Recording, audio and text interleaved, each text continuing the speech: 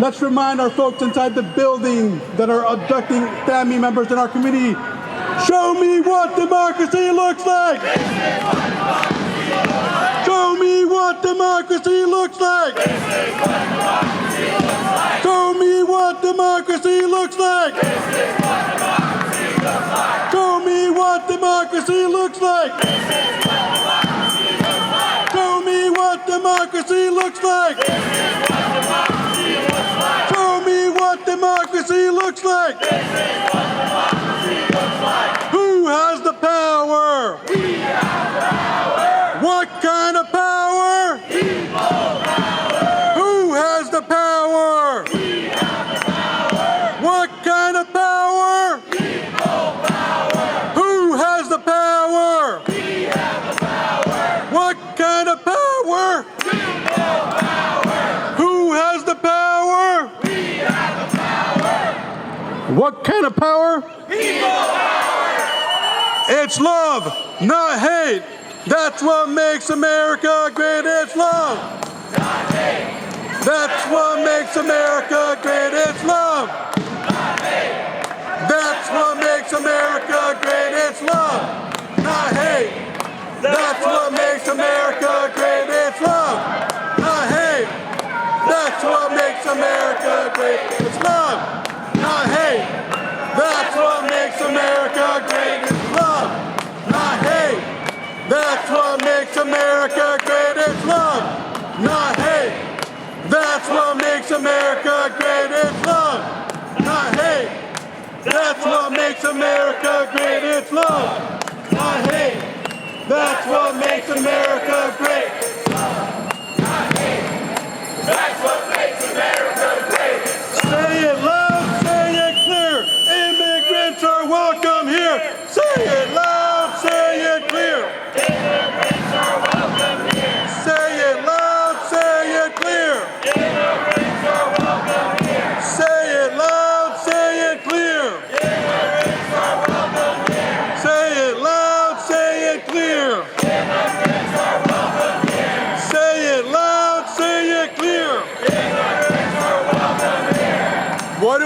we want to stop raids. And when do we want to stop them? Now. What do we want? Stop raids! When do we want it? Now! What do we want? Stop raids! When do we want it? Now! What do we want? Stop raids! When do we want it? Now! What do we want? Stop raids! When do we want it? Now! What do we want? Stop raids! When do we want it? Now! What do we want? Stop raids! When do we want it? Now! What do we want? Stop raids! When do we want it? Now! Most recently, there was a government shutdown, and a lot of people's health care is going to go up. And that's unfortunate that is our federal leadership up in Washington, D.C. So we want health care. We want access to quality health care for all. What do we want? When do we want it? Now! What do we want? When do we want it? Now! What do we want? When do we want it? Now! What do we want? When do we want it? Now! What do we want? Healthcare! When do we want it? Now! What do we want? Healthcare! When do we want it? Now! What do we want? Healthcare! When do we want it? Now! Jose, show me what democracy looks like. This is what democracy looks like. What does this democracy look like? This is what democracy looks like. Show me what democracy looks like. This is what democracy looks like. They need to hear you in there. Show me what democracy looks like. This is what democracy looks like. Show me what democracy looks like. This is what democracy looks like. Show me what democracy looks like. This is what democracy looks like. Show me what democracy looks like. This is what democracy looks like. Show me what democracy looks like. This is what democracy looks like. Thank you all so much. We will now begin our weekly speaking program, but we do this every single week, so every Thursday show up at 10 a.m. We'll be back here next week. So to kick it off, we have Senada from Los Demócratas who will kick off our speaker for this morning. Good morning, everyone. I'm here on behalf of La Voz Demócrata. We're a Spanish language Democratic club here in San Diego County, and I wish more of our members were here, but people are afraid. People are really afraid. Immigrants are afraid because immigrants have families of mixed status. And right now, ICE isn't just picking up people who have done something to inadvertently, usually, put their visa in jeopardy. They're picking up people who have had valid visas that are walking into the immigration office to apply for their green card, to apply for citizenship, to do the right things. And, people are terrified right now. So we appreciate so much everyone who's here today, who is able to come out, who is willing to come out and to be a part of this. So thank you so much for what you're doing. It is so important. I'm going to hand it off to Octavio, who is our secretary and parliamentarian, who will be talking a little bit more about the changes we'd like to see. Hello, everyone. How do you like my sign?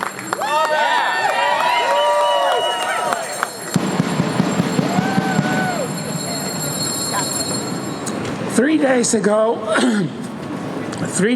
a group of immigration reform activists left San Diego on the way through the country to collect signatures for immigration reform, specifically to support Senator Alex Padilla's bill to update the registry date of, under the immigration law, there's a registered date that provides that people who have been in the United States before such and such a date can legalize their status. This registered date was established in 1929 and has been updated a couple of times since then, most recently in 1986 when Ronald Reagan was president. It was then established that those who have been here since 1972 have the right to legalize their status if they meet certain conditions. Well, Senator Padilla has proposed that the registered date be updated to be a rolling seven-year period. That, in other words, people who have been here for at least 7 years can legalize their status as long as they meet those requirements that I previously mentioned. So they are. This group of activists is on their way to Washington, D.C., and on the way they're trying to collect 2 million signatures to support the Senator Alex Padilla's bill, and also a corresponding bill in the House of Representatives that also seeks to update the Registry Act and provide other pathways for immigration reform for people to legalize their status. So I'm asking you to, if you can, we have the QR code for people to sign electronically and support the Registry Act, the bill, Senator Alex Padilla's bill. Thank you. Thank you all. Next up, we are going to have Taz. Okay. Next up, we're going to have Taz, Nizam.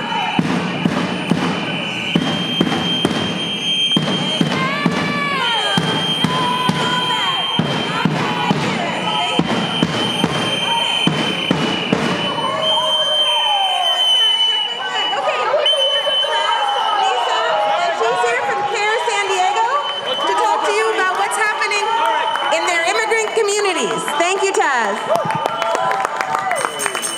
Let them come out and watch us. They need to, right? Assalamu alaikum. Peace be upon you all, my dear brothers and sisters. May God protect all of us, and especially our brother Chris Smalls, who had suffered long journey, hours, and putting himself on the line for us, being here. When Chris Smalls decided to stand up against Amazon, it was not just against a company. It was against a system that values profits over people. And we see that everywhere. In there, down in the basement where they're holding people, everywhere, because we see them contracting private detention facilities so they can get richer at the cost of tearing families apart.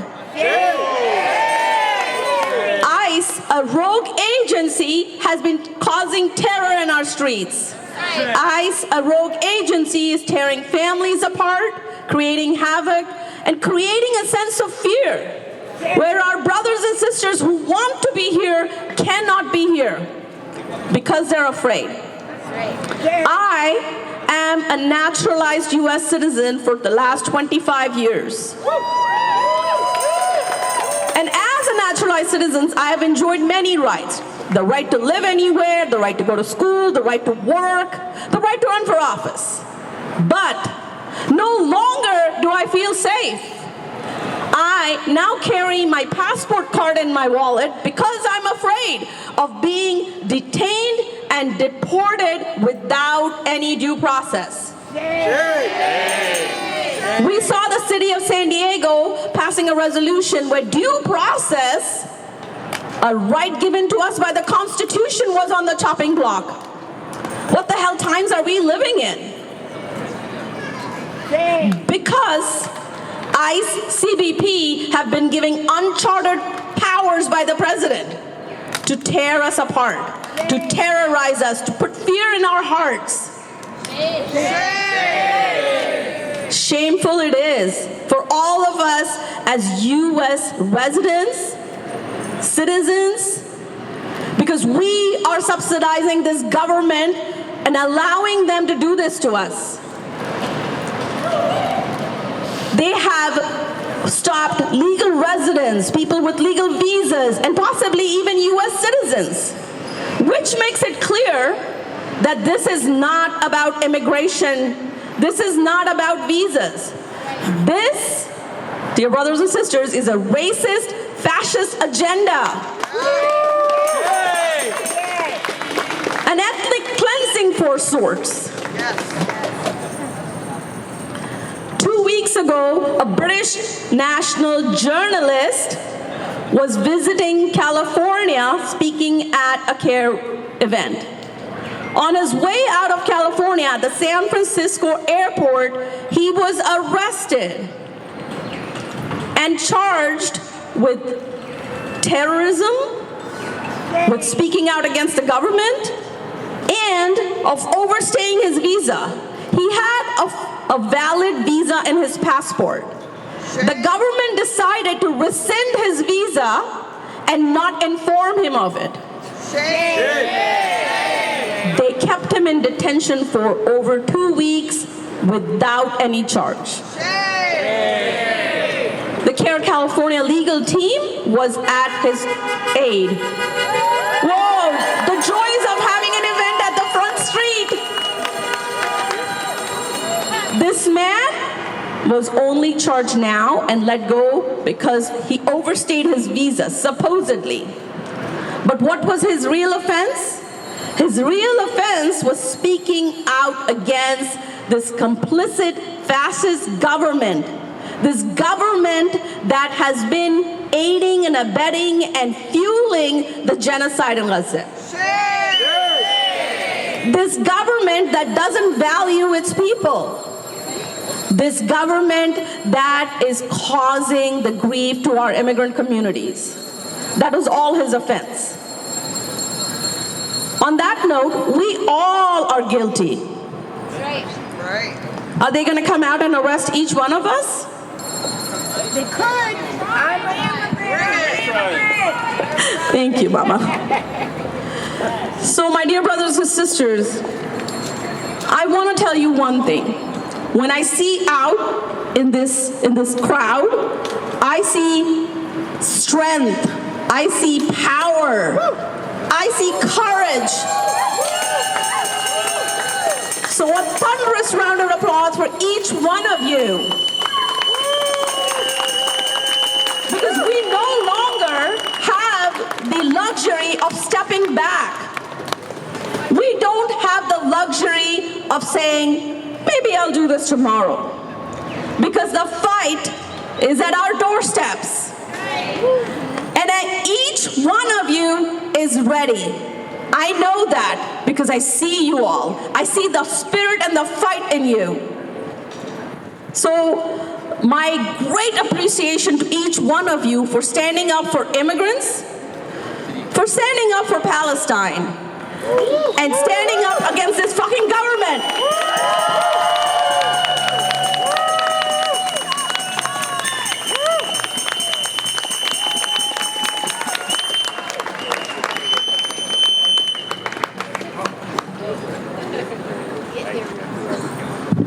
Hey everybody, how are we all doing this morning? No,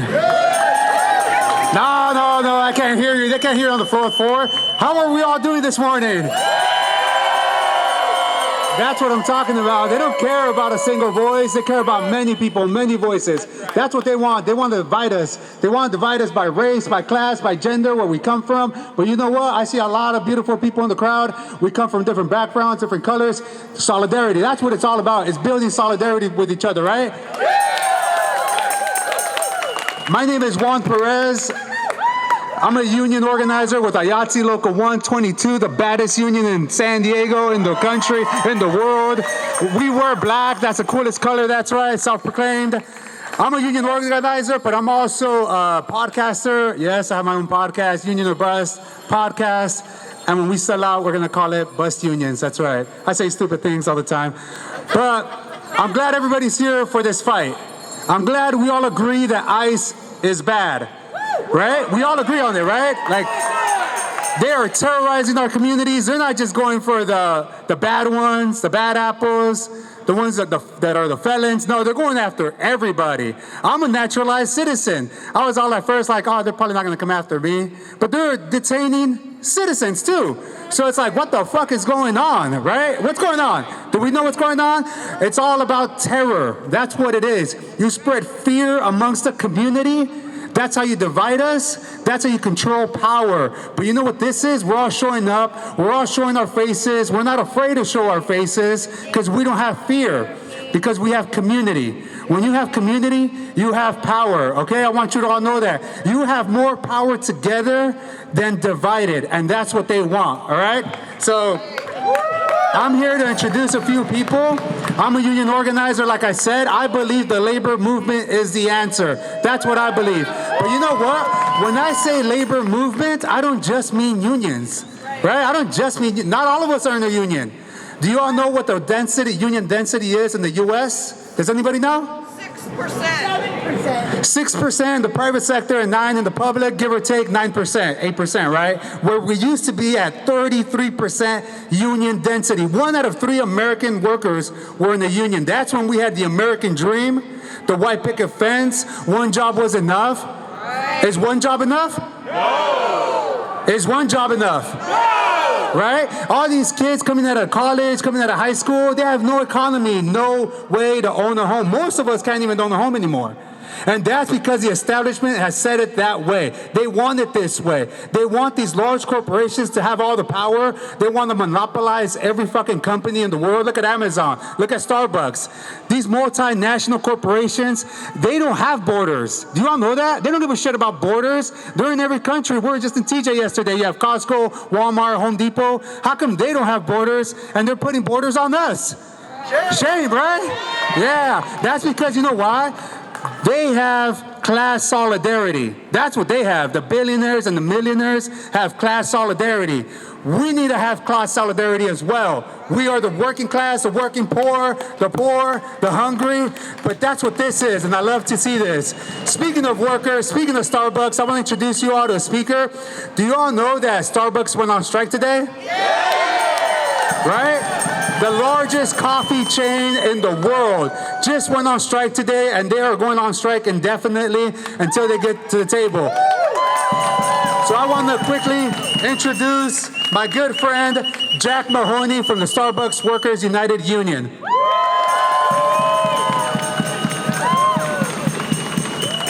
Good morning, San Diego family. It is so beautiful to see how our San Diego community stands together to support each other.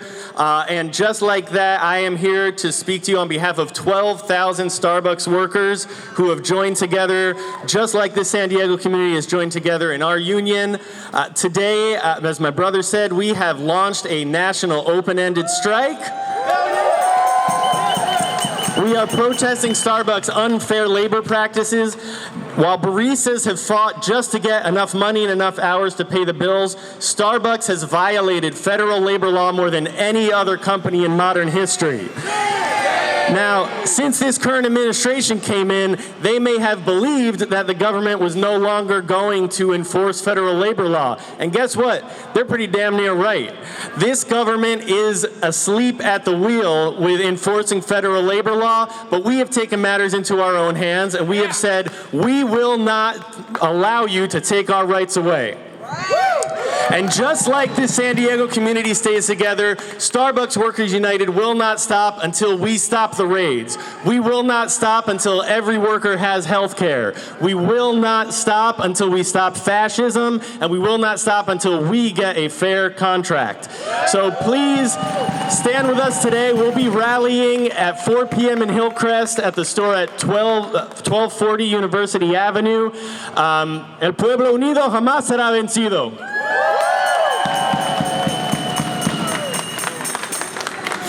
Hell yeah, that's what I'm talking about. Starbucks is on strike. Workers are on strike all over the place. You know there's been more strikes in the past 6 years than the past 60 years combined before that? Workers are waking up. We're tired of the system. We're tired of the bosses telling us what's right and what's not. The pandemic put a spotlight on the systemic problems that we have in our economy. Having our healthcare attached to our workplace? That's ridiculous. We should be having universal health care. How have all these first world industrialized countries in Europe have figured out universal health care, but the richest country in the world still hasn't figured it out? That's a shame, right? That's a shame, right? All right, that's what I'm talking about. So we're going to stand in solidarity with the Starbucks workers today. We're going to go to the picket line. We're not going to cross the picket line, because if you're across the picket line, then you're a scab, all right? We still use that term. That's right. You don't want to be called a scab because you're a class traitor. Do not be a class traitor, okay? Anyways, I can go all night. Anyways, I want to introduce our next speaker, Mejgan Afshan. She is the founder of Boarderlands for Equity, a nonprofit organization here in San Diego. They've been doing great work amongst the community. So everybody, give it up for Mejgan.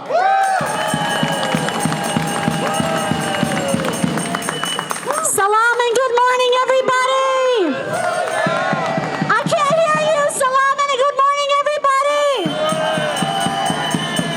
First of all, I want to thank every single person in this crowd that continues to uplift our communities during the worst, most possible time happening in our country's history. But this is not new. This has been America since day one. Since the Pilgrims landed and separated indigenous families and continued the genocide of our indigenous siblings. And in this land, this is the unceded Kumeyaay land. This nation continued to separate families, enslave our African siblings, bring them here to build a system that continues to exploit and continue to hurt our community members. This is not new. We are here together in solidarity with our wonderful brother Chris Smalls to continue to uplift our communities, whether they be labor, whether they be trans, whether they be Muslim, whether they be immigrants, whether they be migrants, whether they be undocumented. Boarderlands for Equity, we started 5.5 years ago. People told us, you don't have a place in this community. There's no need for you to do this work. Other orgs are already doing it. But turns out, guess what? We need all the help we can get. Yes! We need, if there was 100 of every organization, if there was 100 of every organizer, if there was 100 of every single labor union, we still wouldn't be able to do what we need to do. And that's why we need you to carry Chris's message. The message of labor liberating our communities, labor liberating our families, labor liberating us from ICE. And we will continue to support as an organization those who come to us. If you are a professor at UCSD, we have represented you. If you are a student in the encampment, we have represented you. If you are a trans or a non-binary community member, we have represented you. If you are African American and being targeted by your agency, we have represented you. And if you are Palestinian and or Muslim, we have represented you. We will continue to represent you. We will continue to show up, and we will continue to stand with the solidarity that we know our liberation is bound up with one another, and we need only to look to each other for salvation. Nobody's coming to save us, like Chris has been saying. And the last 4 days has been a true gift. Chris, you have uplifted us. You have energized us. You have inspired us. You have continued to put your body and your life on the line.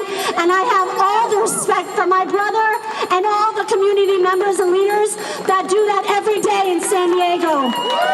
You already know who you are. We already stand with you. And if you have not connected to Boarderlands for Equity, please take out your phone and connect with us. If you have not followed the Union of Best podcast, please connect and follow. We have brought Chris here for the sole purpose for connecting the intersectionality of what's the ongoing genocide in Gaza, as well as what's happening on our southern border and with our ICE families. Chris spoke to the People for Palestine conference in front of 4,000 people. He said this summer, he said San Diego County is the only labor council in the nation that has passed a ceasefire and a genocide resolution. I am beyond proud of our labor siblings. You have no idea. These are things things we thought could never happen. As people for Palestine, as Muslims, I continue to be targeted by the Islamophobic terror regime, and as black and brown community members that continue to be targeted by the ADL, ICE, law enforcement, and so many other forms of surveillance. We are here together. This issue is an intersectional issue, and I want to thank my brother, Chris Smalls, and every single person that continues to fight the good fight, stand for the children and the families and the people in Gaza, and know that whatever you let your country do to other nations, they will eventually do to you. So we have to stand up and what? Stand up and what? Stand up and what? Thank you.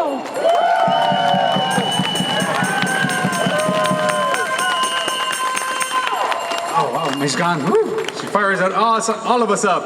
Hey, everybody, I want to introduce our next speaker. Her name is Lily Greenberg Hall. She's the first person that resigned from the Biden administration in protest to the genocide in Gaza on our foreign policy. So everybody, give it up for Lily.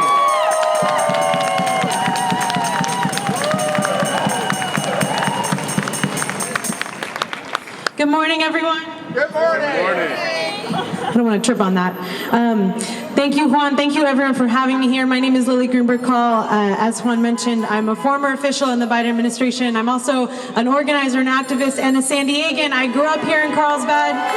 It feels so good to be back here in my hometown today. So powerful to be with all of you, organizers and workers and students, demanding justice and dignity for everyone who calls this place home, everyone in this country.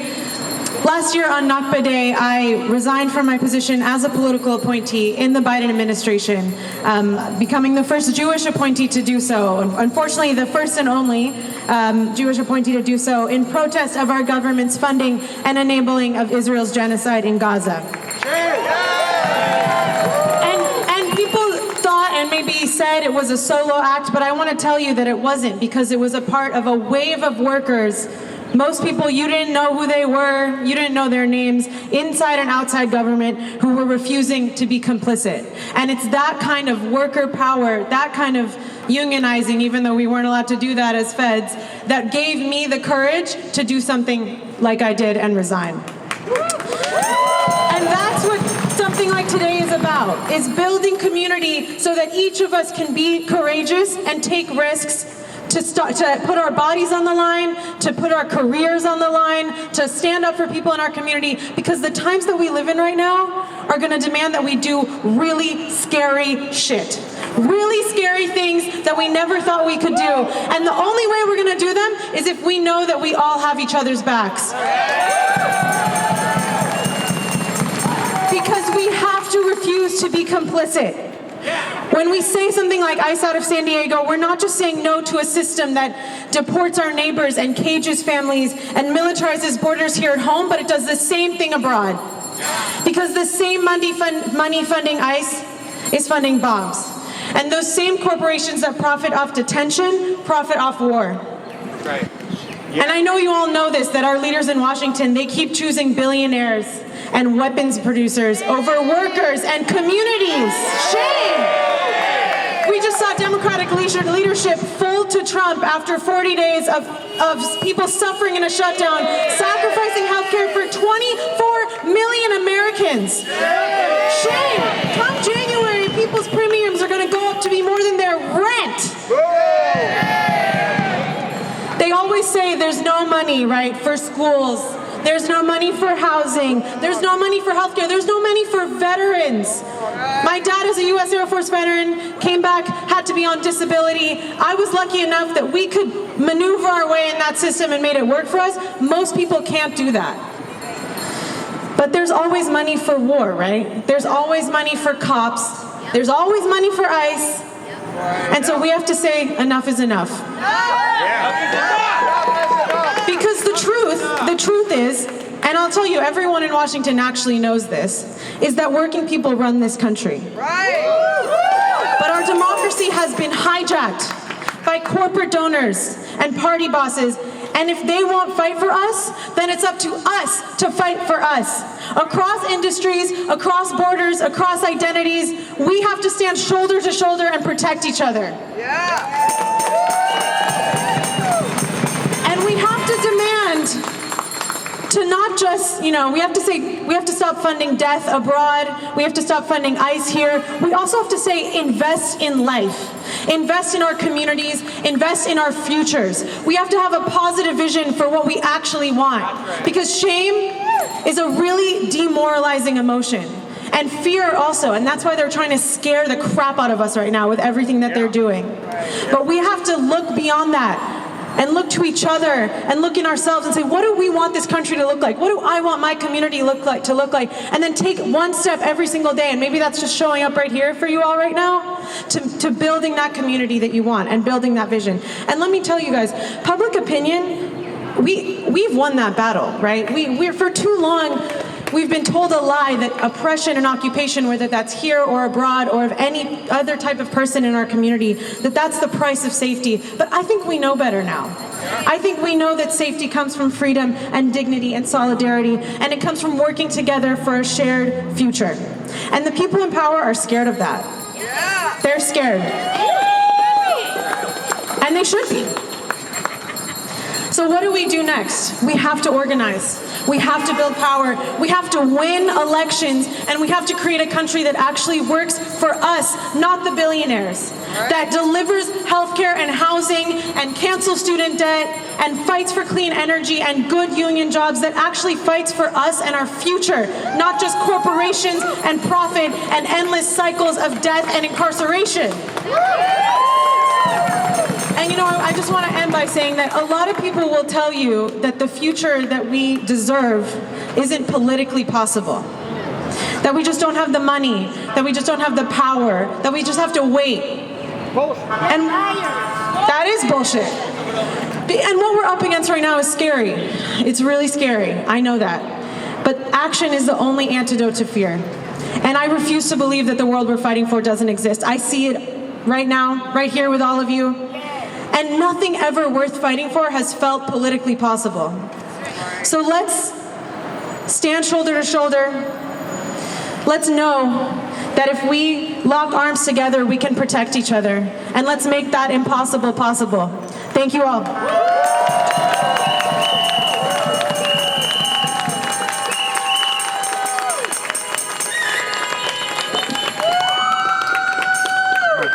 Hey, everybody. When I say union, you say power, okay? Union. Power. Union. Power. When I say people, you say power. People. Power. People. Power. When I say union, you say power. People. Power. My bad, I messed that one up. Okay, so when Chris Smalls organized Amazon, the very first Amazon warehouse in the US a few years back, everybody brought him into the White House. Everybody took selfies with him, whether it was Bernie Sanders, AOC, your favorite politician or labor leader.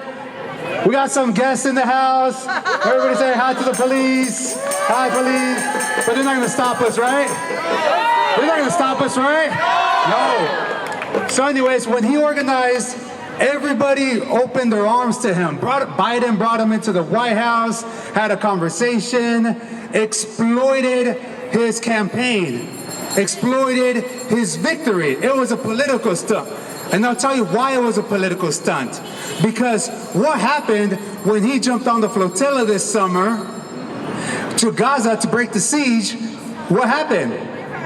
Exactly, silence, right? Nobody said anything about Chris Smalls going over to Gaza, getting detained by the IOF illegally for over 5 days. Not Bernie Sanders, not AOC, not Sean Fain, Sean O'Brien, Biden, Kamala Harris. Why? I want you all to ask yourselves that question, okay? Why did they not say anything? Why did they bring him into that White House when you organized Amazon? But all of a sudden, when he wants to break a siege because there's a genocide going on, Nobody said anything. So I thought, you know what? That's what triggered us in San Diego, some organizers, to get behind the scene and put together that Gaza resolution that called it an apartheid state, that called it what's going on out there, a genocide, that condemned the assault on Chris Smalls. We even called out the 2 senators that continued funding the genocide here in California. We're the first labor council to do it. But you know what? The AFL tried to squash it. The AFL-CIO is the organization that all the unions fall under, and they sent in a rep to try to squash that Gaza resolution from passing here in San Diego. But here in San Diego, do you all know Bridget Browning, the head of the Labor Council? Well, she told them to kick rocks. That's what she said. She told them to fuck off. I'm going to leave this on the agenda, and I'm going to let my delegates vote on this. And guess what happened? They sent in a rep from the AFL-CIO. I didn't know we'd get that much attention here in San Diego, right? She came in from LA. She pointed her finger at us. She told us that it's not our lane to take a position like this, that's not our place. She said, it's not your place to take a position on foreign policy like this. And then you know what happened? San Diego labor got together, we interlinked arms, and we all spoke in favor of it. There was not one person to speak against it at our labor council meeting. I've never seen all the delegates speaking in favor on an issue. I tell Chris, he's around here somewhere, I tell him after PAC, I tell him, hey man, if they wouldn't have sent a rep, we would be bickering amongst each other like, hey, it's a little bit too strong worded, maybe this and that. But because they sent in an outsider from the AFL-CIO, that's what we interlinked arms, and we're like, fuck that. We show true solidarity, and that's what solidarity is. So I have another chant. Since they didn't say his name, we'll say his name. When I say Chris, you say Smalls. Chris! Smalls! Chris! Smalls! When I say Chris, you say Smalls. Chris! Smalls! Chris! Smalls! When I say Chris, you say Smalls. Chris! Smalls! Chris! Smalls! When I say Chris, you say Smalls. Chris! Smalls! Chris! Smalls! All right, everybody, give it up for Chris Smalls.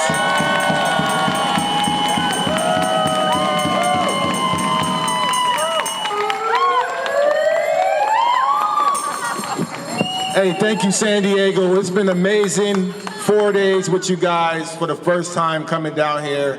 It's been a very humbling, very educational, and also inspirational experience. And it's not my last time, so we got a lot of work to do together. But fascism is on the rise, y'all. And we noticed. Y'all noticed, right? But this is bipartisan. This didn't happen yesterday, y'all. And we can talk about Trump all we want. Trump is just a pawn in the system that already existed. From genocide to these ICE deportations to Palestine to union density, all of this stuff has already been here for decades. The question that you guys gotta ask yourselves, how much longer are we gonna accept this? There's a term floating around right now. Everybody wanna go on a general strike? Yeah! Are y'all ready? Yeah! In order for us to get there, we gotta do things differently. We gotta escape the two-party plantation, y'all. Yeah! Oh, come on. Yeah! We gotta escape the two-party plantation.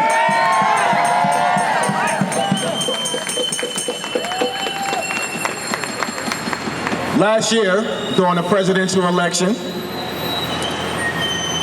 Joe Biden was running. This is before Kamala. Joe Biden claimed to be the most pro-union president in American history. Bullshit! Bullshit! But y'all heard him, right? He said it. You know when he said that? The day after he shook my hand in the White House. The day after, Starbucks Workers United organized an historical victory for the first time. The day after, we all, as the working class, made history by researching the labor movement.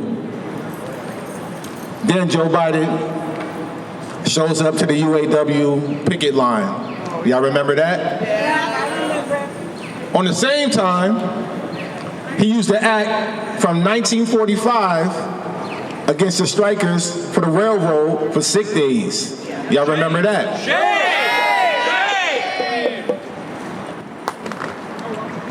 After all these historical victories, major unions had a responsibility. When we defeated Amazon, a $2.2 trillion company, right?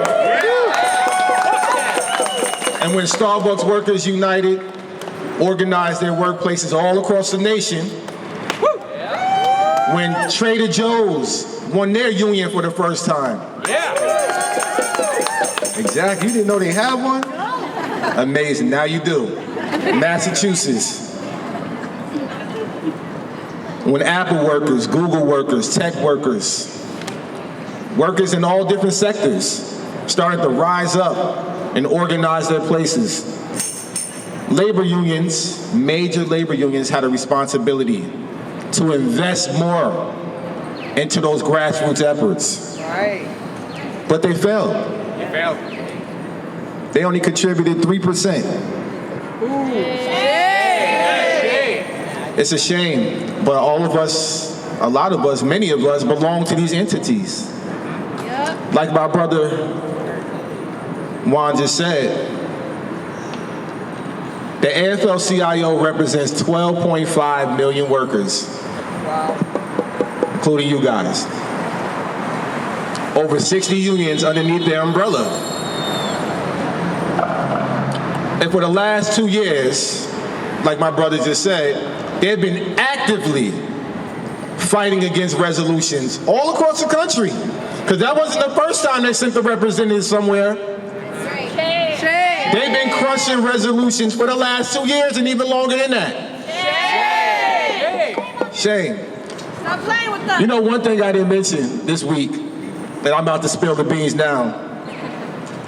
Did y'all know that within the AFL-CIO, they have a Jewish labor committee?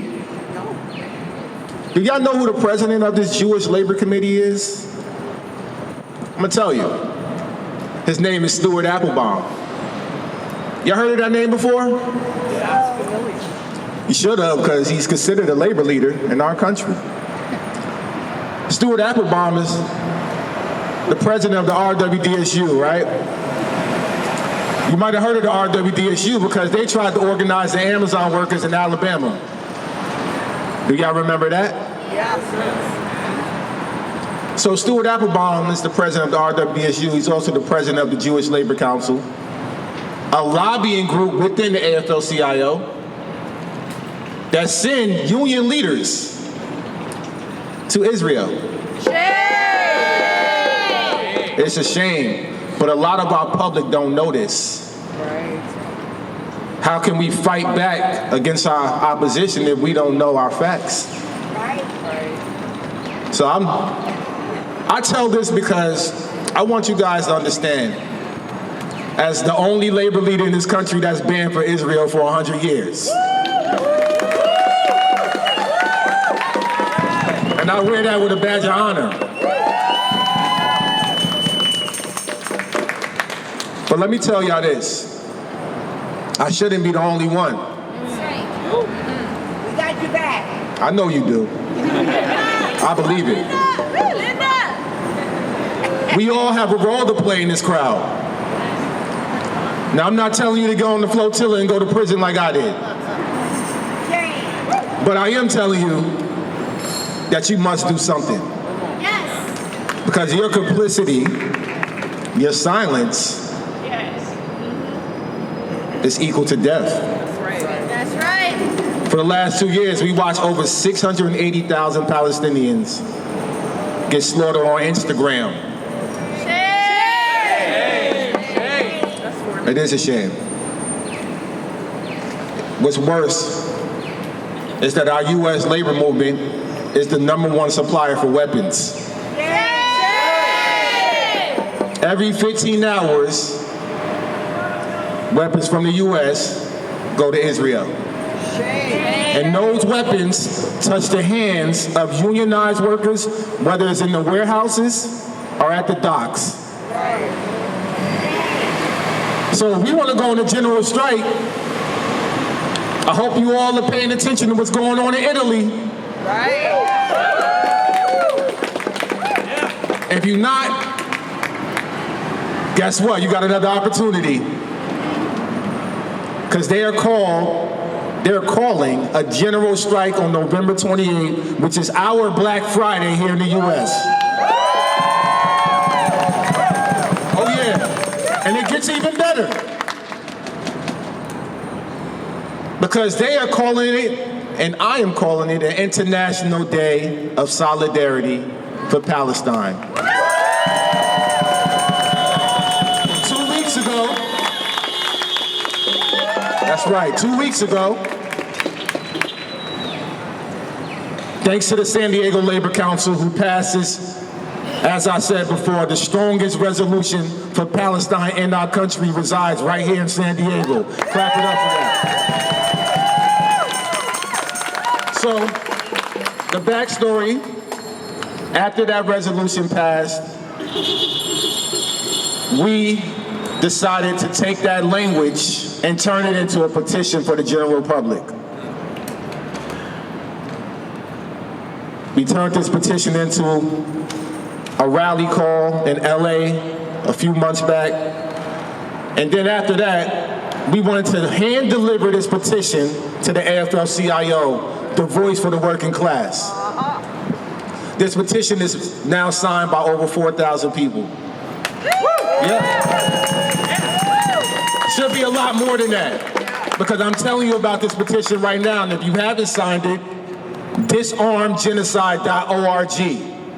Sign it right now, share the link, share it with your union members, and better than that, pass another resolution. That being said, this petition was hand-delivered 2 weeks ago to the AFL-CIO. And if y'all ain't see the video, I advise you, go check it out on my social media right now. And you'll see people come together from all different organizations, all different backgrounds, all different communities, all different sectors, all different unions. Walk inside the AFL-CIO and said, this is our building. And let me tell you what they did that day, which is so funny to me because I've been there plenty of times. And like my brother said, I was invited as a guest. Got to tour the whole building.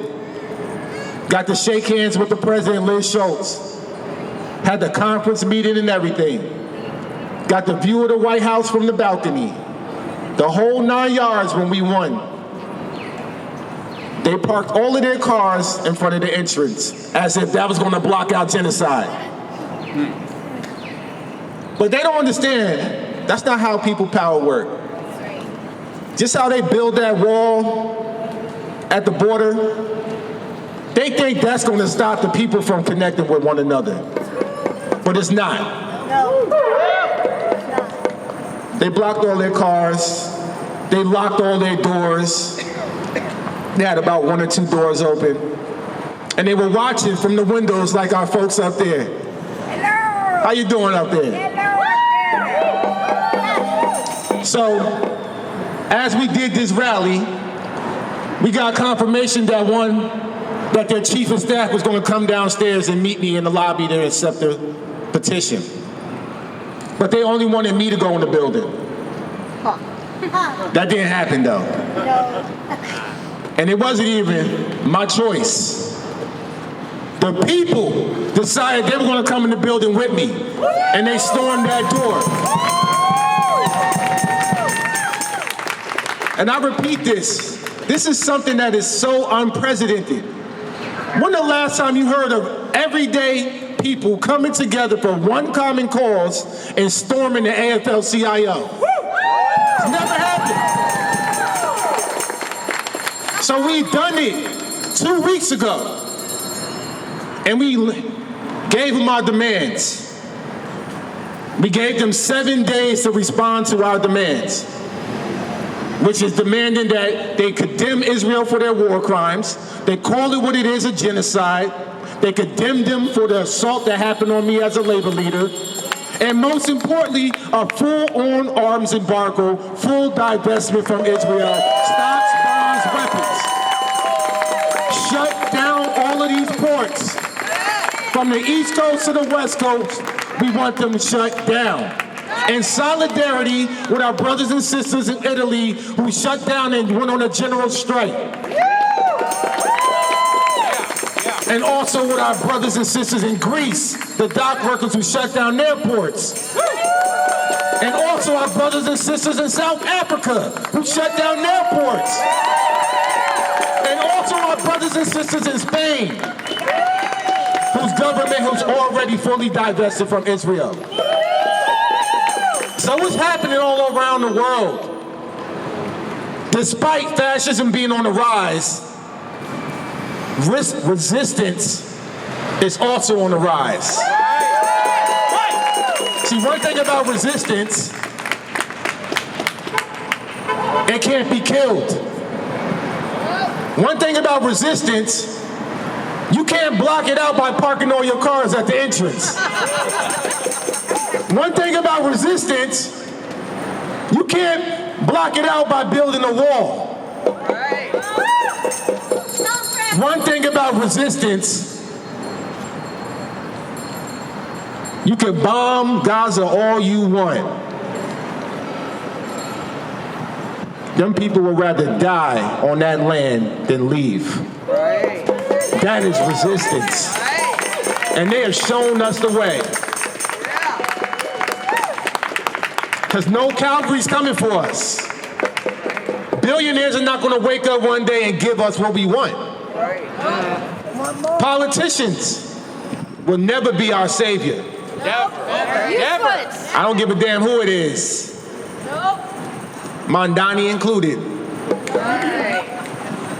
Best candidate. But we got to hold them accountable.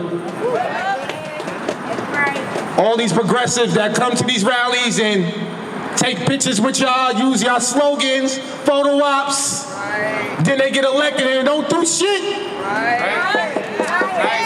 How much more are we going to accept? The definition of insanity. Doing the same thing, expecting different results. It's not going to happen. All of these politicians that come, you make sure they represent us. Don't give a damn how progressive they are, who they are. If they're not going to represent the people, represent the times that we're living in now, if they're not going to stand on business, and I mean literally stand on business, then they got to go. Gotta go. But getting back how this relates, we can't defeat the empire from within the empire, y'all. And I heard that, next year is 250 years of this empire. But one thing that history repeats itself, and history has told us, every 250 years, empires fall. That's right.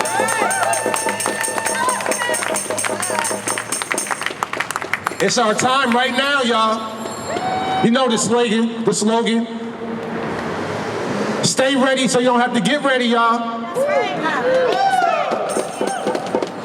Because if we don't fight back, if we don't speak up, if we don't use our voices, fascism will win.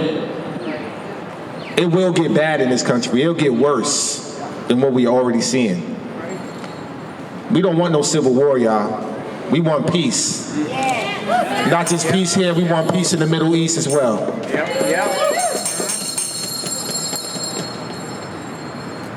It's a revolution, y'all. It is.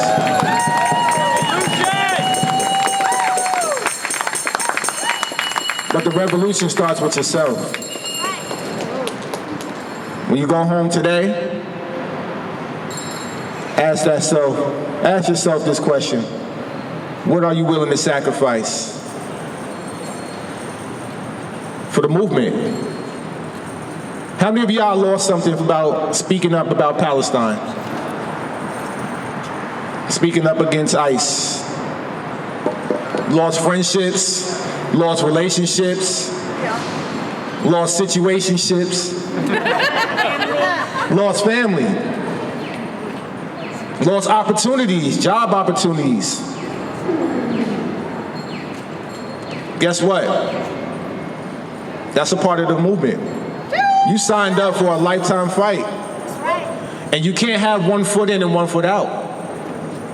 You guys are always 2 feet in. 5 years ago, when I took on Amazon, and I was the fired Amazon whistleblower, I had to sacrifice my job to save the lives of potentially 2.5 million workers worldwide who are unprotected, going to work during one of the most deadly times in modern time history. Right? It cost me my job, but I cost Amazon $4 billion.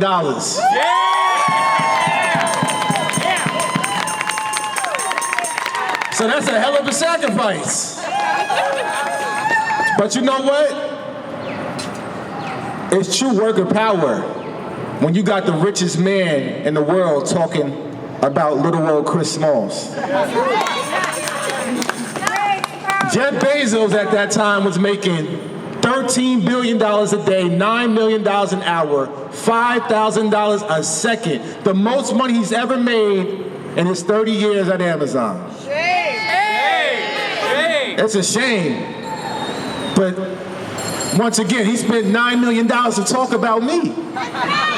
And he said in that meeting that I'm not smart or articulate.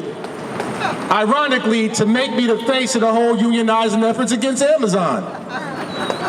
We'd rather say we're going to answer and smear Chris than answer questions about health and safety. But I said, shit, make me the face of the unionizing efforts. That's a good idea. That's a great idea.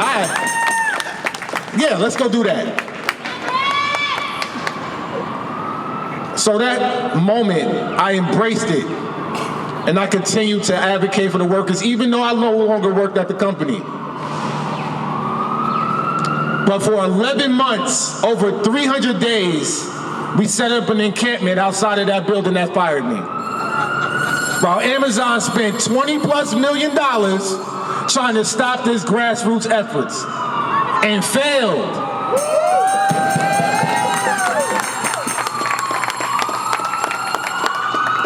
And when people ask me, how the hell did you beat this $2.2 trillion company?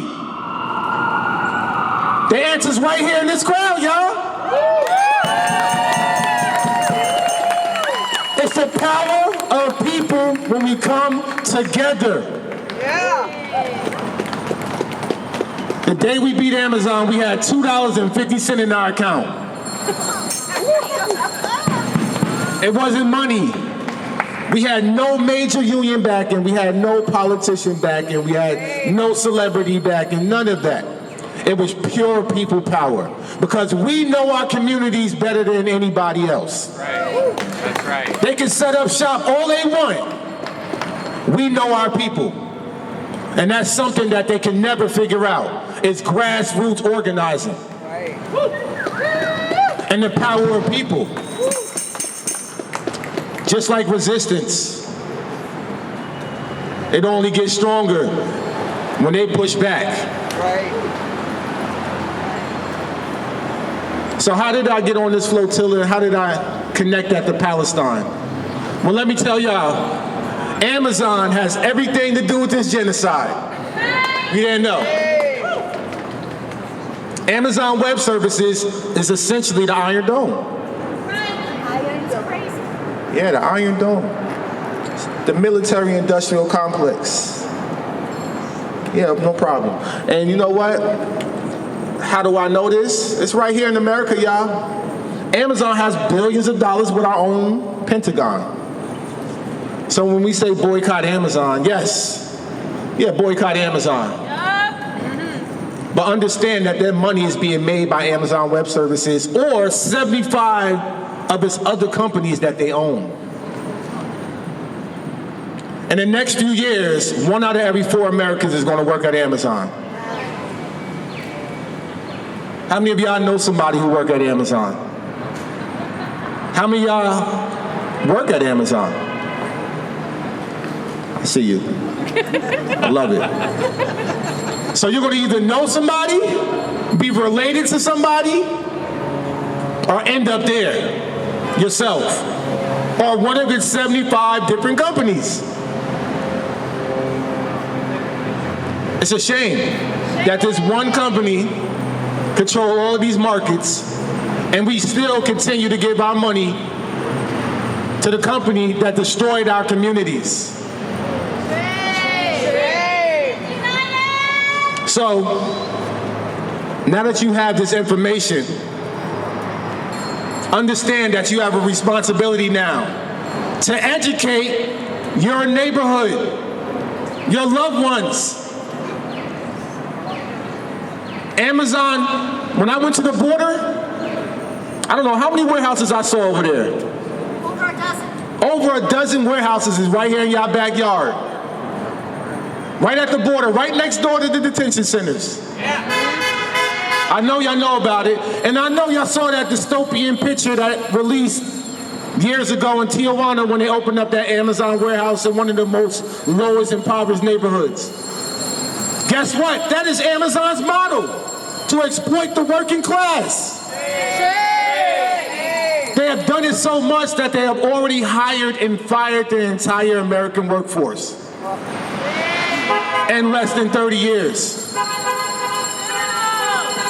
The reason why I'm taking my time to educate you all on all of these connections, because it's all one fight. It's all the same struggle. These are class issues. And if we don't fight back, nobody's coming to fight for us. So understand your opponents, y'all. But also understand that we can win.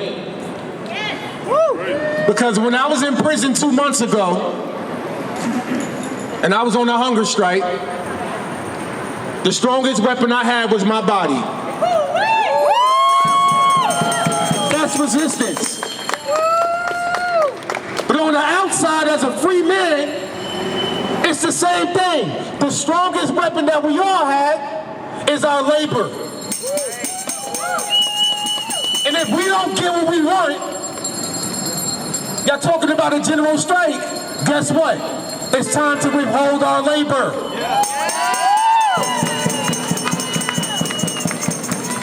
Labor will liberate all of us. Because labor represents all of us. No matter what movement you're a part of, Black Lives Matter, unions, cold pink, climate, social injustice, whatever you, there you go, ACE. No matter what movement you're a part of, you're a worker at the end of the day. It's time for us to withhold our labor, y'all. Yeah! Because I tell you what, all of these federal workers, including this goofy-ass officer right there, if he stopped going to work, if they stop going to work, right, this building closes. Right. So pick a side. What side you gonna be on? Because it's gonna be a day when none of this can protect you. Right. It's gonna be a day when the people are gonna march in that building, and it's gonna be more of us than it is of you.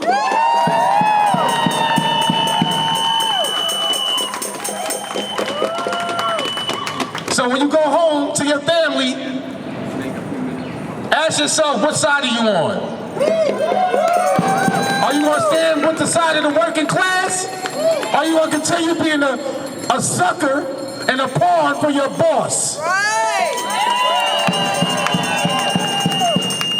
You can't even look me in my face, God damn. But the truth hurts. But guess what? When you speak in truth to power, it resonates. But the power knows the truth. Because he knows what he's doing is morally wrong. So I ain't come out here to just deliver a speech. I came out here to deliver a call to action, y'all.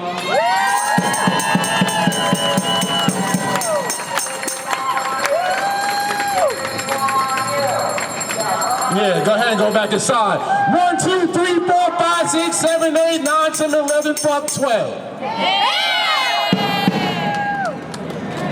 See how he left, y'all? That's what the power of people do. When you speak truth to power, they can't deal with it. They are cowards. Because let me tell y'all, when I saw the most deadliest, merciless, ruthless, baby killing machine, IOF, Army, when I saw them face to face, you know what I told them? Without them guns, without that money, our taxpaying dollars, you ain't shit.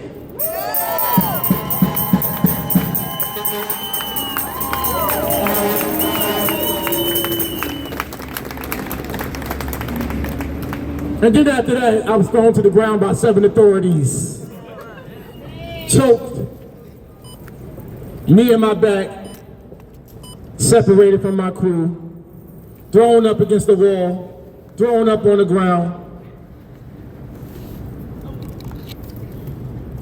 In prison, they raided us twice with the raid union, made us strip naked, humiliating us. They weaponized the food knowing I was on a hunger strike. They lied to me every day, telling me I was going home, knowing I wasn't going home. Had no communication with the outside world. They kept us on solitary confinement, 24/7 lockdown. And the last thing they did, they dropped me off in the desert at the border of Jordan. So I can confirm for you that Israel is a racist apartheid state.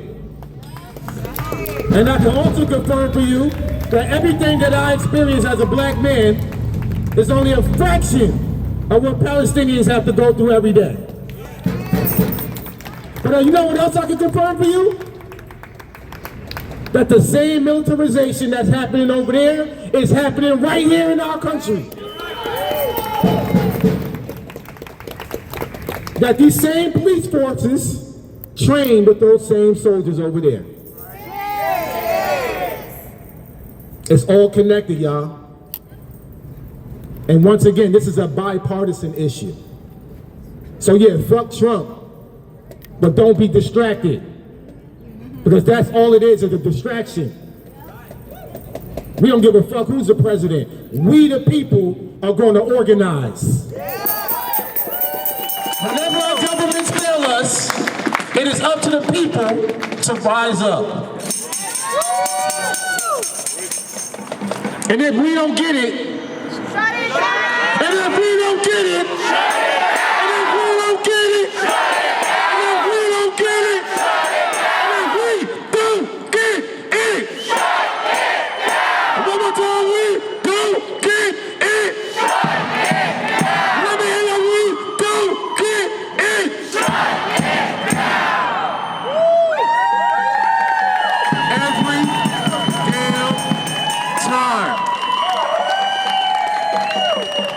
every damn time. Withhold your labor, y'all. Yeah. We want that general strike? Yeah. First things first. Let's escape that two-party plantation. Hold our labor unions accountable. And I'm gonna end off with this. Last year, when the Democrats ran, they had billionaire Oprah interviewing Kamala. And behind Kamala was union members clapping, crossing what I would say a picket line, if you ask me. Because ain't no way in hell you should be in the same room as a billionaire, and y'all ain't doing shit. Because let me tell you, if that was me, well, it couldn't have been me, because who knows? But I'm going to tell y'all this. We can't keep allowing our labor unions to vote blue no matter who. Because that shit ain't working anymore. We need to find a party. We need to create a party that represents the time and the people that we live in. Other countries that go on general strikes have a multi-party government. They have a Labor Party, they have a Communist Party, they have a Socialist Party, they have a Green Party, they have a Green Socialist Party, they have a Green Labor Party, they have a People's Party, they have a Working Class Party. We have a two-party. So if we want to talk about a general strike, we need to create a multi-party government. I'm telling y'all what it is. And we need to make sure our unions are militant. Don't just brag about the strike funds, use them. You want to talk about a general strike in 2028? We don't have until 2028. We're running out of time. So right now, you have a call to action. When you leave here, start the work. When you leave here, get involved. Find a community space, find an organization, find a union. If not, create a union. Nothing's stopping you. November 28th, Black Friday. If you're in the Bay Area, you know anybody in the Bay Area, tell them to meet us outside of the ILWU. We are trying to demand that they shut down all the ports in solidarity with Palestine. If you're on the East Coast, I'll be outside the ILA, the Longshoremen Association. Tell your comrades to meet me outside to shut down all the ports in solidarity with Palestine. And on Black Friday, there's no shopping. On Black Friday, make sure you're in the streets. And on Black Friday, make sure you're joining us in this International Day of Solidarity. Because that's the same day Italy will be calling their general strike.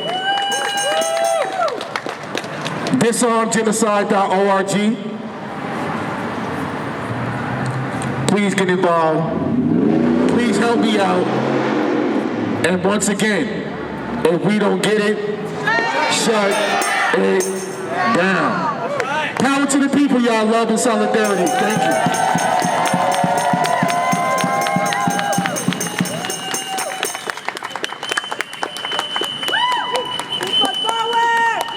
All right, you guys know this one already. When I say Chris, you say Smalls. Chris. Smalls. Chris. Smalls. When I say Chris, you say Smalls. Chris. Smalls. Stay. Chris. Smalls. All right, everybody say thank you, Chris Smalls. He's on his way out. He's going to go to LA and he's going to travel the world. He's going to uplift workers across the country, across the world.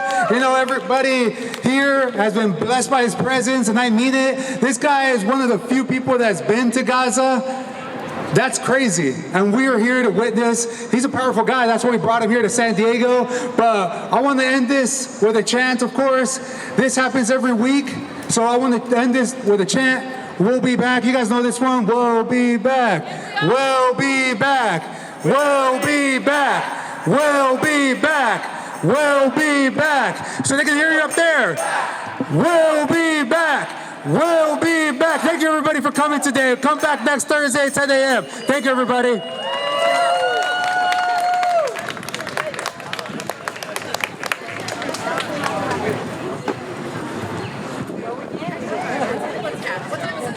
Tighter, tighter. If you can, kneel a little bit in the front. Tighter, tighter, tighter. Let's go. Yes, to drive to LA, everybody.